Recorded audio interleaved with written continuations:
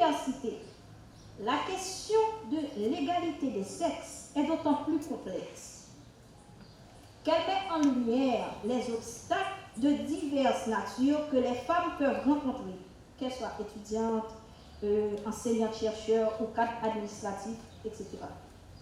Car en allant à l'université, les femmes tournent le dos à ce qui serait considéré pendant longtemps comme leur mission première, qui est celui de devenir mère et épouse. Les arguments, il y a eu beaucoup d'arguments d'ordre biologique, sont mobilisés pour s'opposer à leur présence dans les universités. Mais les femmes, en revendiquant l'égalité intellectuelle et l'indépendance économique, elles s'opposent à l'ordre social dominant et à leur assignation à l'espace domestique. Car la figure de l'étudiante, la femme qui va à l'université, par son existence même, elle remet en cause l'ordre dans la société et dans la famille.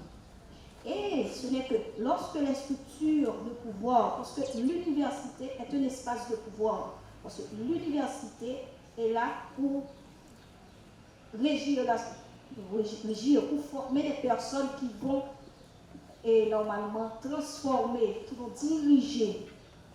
Donc, l'université est un espace de pouvoir. Et ce n'est que lorsque les structures de pouvoir se reconfigurent que les nouvelles identités marginalisées, comme les femmes, par rapport au genre, par rapport à l'origine sociale, peuvent également enfin reconfigurer la notion de savoir. Par exemple, qui c'est? Parce que c'est un homme qui vient ici, le professeur est un homme, il sait. Qui c'est? C'est un étranger, il sait. Qui peut savoir?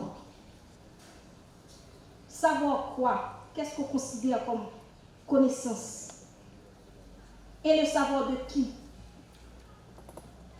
Donc, le savoir universitaire est un savoir qui explique, ou du moins, permet de comprendre. Tout savoir en tant que réalité relève ainsi d'une construction sociale et culturelle. Il n'y a pas de savoir hors du monde. Et le savoir est le bien de tous et n'est celui de personne. Le rapport au savoir est dans le sens les plus divers pour indiquer les conditions sociales ou les conditions psychologiques de l'apprentissage. Donc, l'entrée des femmes dans les temples du savoir a été un processus lent et difficile. Les blocages à la présence des femmes au sein de l'université sont à la fois institutionnels et idéologiques. Ils tiennent à la structure profondément patriarcale des sociétés qui assignent à la femme, à la sphère domestique et réservent l'espace public aux hommes. Historiquement, avant la fondation de l'université en tant qu'institution, on avait recensé des femmes qui exerçaient une activité scientifique, qui se caractérisait à la fois en termes de production de savoir et de reconnaissance par leur père. Par exemple, dans les couvents, les femmes exerçaient une activité intellectuelle. Certaines ont même rédigé des traités de botanique et de pédagogie qui sont parvenus jusqu'à notre ère. Mais l'importance du rôle et des représentations sociales n'est pas moins importante dans la construction du savoir et de la connaissance. Car on a postulé que la réflexion des femmes serait davantage influencée par les émotions. Elles auraient plus de mal à distinguer l'essentiel de l'accessoire.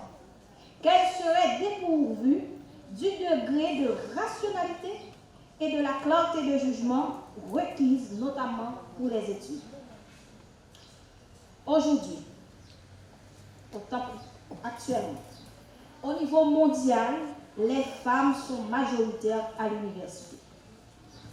Cependant, en Haïti, on accuse encore un taux supérieur d'hommes à l'université, même si cette tendance tend à s'améliorer dans les universités privées par rapport à l'Université d'État d'Haïti, selon une étude qu'a menée Evelyne Trouillot-Ménard en 2013. Mais encore, il faut dire que, encore une fois, on considère que la présence dans certaines disciplines est encore loin d'être représentative. Dans les lieux autres que ceux dits traditionnellement féminins, par exemple en Haïti, faisant référence à des emplois traditionnels en rapport à l'administration, l'entretien, les sciences humaines, la gestion, etc., qui sont réservés traditionnellement aux femmes. Le rapport au savoir est vu différemment que les disciplines où les hommes sont majoritaires. Les métiers de femmes ou reconnus comme tels s'inscrivent dans le prolongement des fonctions dites naturellement, qui sont dites naturelles, comme les ménagères de femmes, par exemple institutrices, encore une fois infirmières, assistantes sociales, secrétaires de direction, etc. En outre, la féminisation de certaines professions ou spécialités contribuerait à leur déclassement social. Pourtant, la notion de métier féminin est relativement récente et semble prendre forme au XXe siècle. Encore une fois, il faut comprendre que la question du savoir, la question de l'université, la question par rapport du traitement des personnes tient à voir avec l'histoire. C'est une construction, il faut toujours ramener cela à l'histoire des époques. Comme l'a dit Simone de Beauvoir, les femmes pouvaient exercer diverses professions, comme je venais de le dire, que pratiquaient les hommes. Cependant, l'acquisition des connaissances par un petit nombre de femmes s'est généralement opérée dans le cadre familial. Par exemple, il faut voir Madeleine Bouchot, il faut voir la famille de Madeleine Bouchot, qui a été son père. Voilà.